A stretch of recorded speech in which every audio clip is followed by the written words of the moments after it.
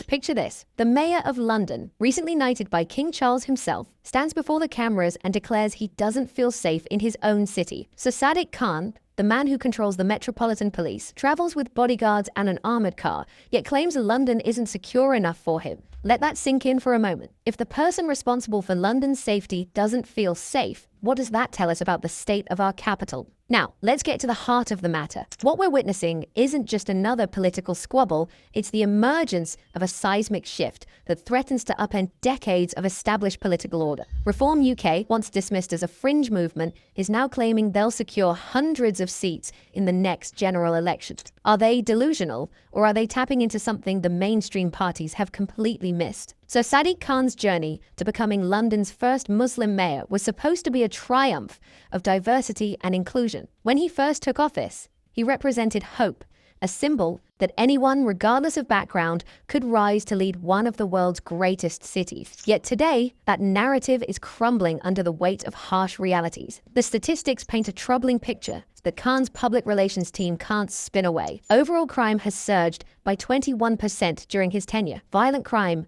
up 35%. Knife crime, the scourge that terrorizes London's streets, has exploded by 54%. These aren't just numbers on a spreadsheet. They represent real people living in fear, families torn apart, and communities that have lost faith in their leadership. Then came the ULEZ expansion, Khan's signature environmental policy that he claimed would clean London's air. Noble in theory, perhaps, but in practice, it became what many saw as a stealth tax on the working class. Families who couldn't afford to upgrade their vehicles suddenly found themselves paying daily charges just to drive in their own city. The backlash was swift and fierce, with local councils taking legal action to stop what they saw as an assault on ordinary Londoners. But before we unpack this extraordinary situation, I need to ask you a favor. If you're finding value in our deep dive analysis of British politics, please hit that subscribe button. Believe it or not, nearly 98% of you watching haven't subscribed yet. It costs you nothing, but it makes all the difference to us here at the British Diplomat. Thank you. Here's where the story takes a fascinating turn.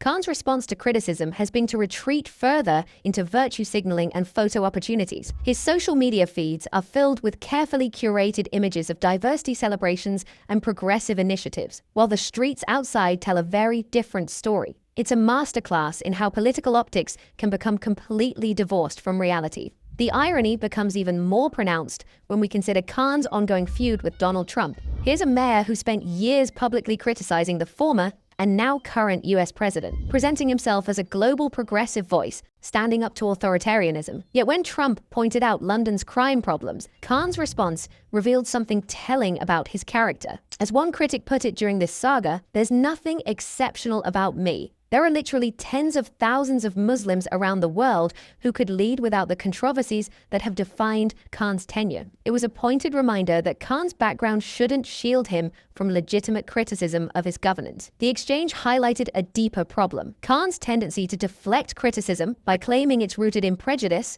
rather than performance. It's a political strategy that might work in the short term, but it's leaving real problems unaddressed while alienating voters who simply want effective leadership. This brings us to perhaps the most significant political development of recent years, the rise of Reform UK and the explosive decision by Lee Anderson to defect from the Conservative Party. Anderson's move wasn't just a career change, it was a political earthquake that sent shockwaves through Westminster. Anderson, Reform UK's first elected member of Parliament, didn't mince words about his former Conservative colleagues or about Khan. He accused the mayor of turning London into a crime-ridden dump and slammed the Tories for being too weak to challenge Khan's failures effectively. With his plain-speaking working-class background, Anderson became the voice many voters felt had been missing from British politics. But Anderson's defection was about more than personal ambition. It represented something much larger, a growing sentiment that the traditional parties had lost touch with ordinary people's concerns.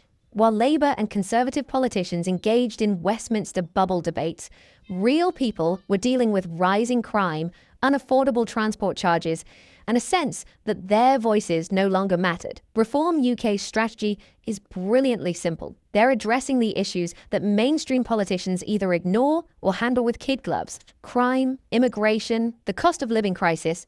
These aren't abstract policy debates for reform supporters. They're daily realities that affect how they live, work, and raise their families. What makes reform particularly dangerous to the established parties is their ability to attract voters from across the political spectrum. These aren't just disaffected conservatives. They're Labour voters who feel abandoned by their party's metropolitan focus, Liberal Democrats disillusioned with their party's elite capture, and previously non-voters who finally see a party speaking their language. The party's messaging cuts through political correctness with surgical precision. When Anderson declared at a party conference, "I will never apologize to that man," referring to Khan, he wasn't just making a political statement. He was articulating the frustration of millions who feel they're constantly being told to apologize for having legitimate concerns about their country's direction.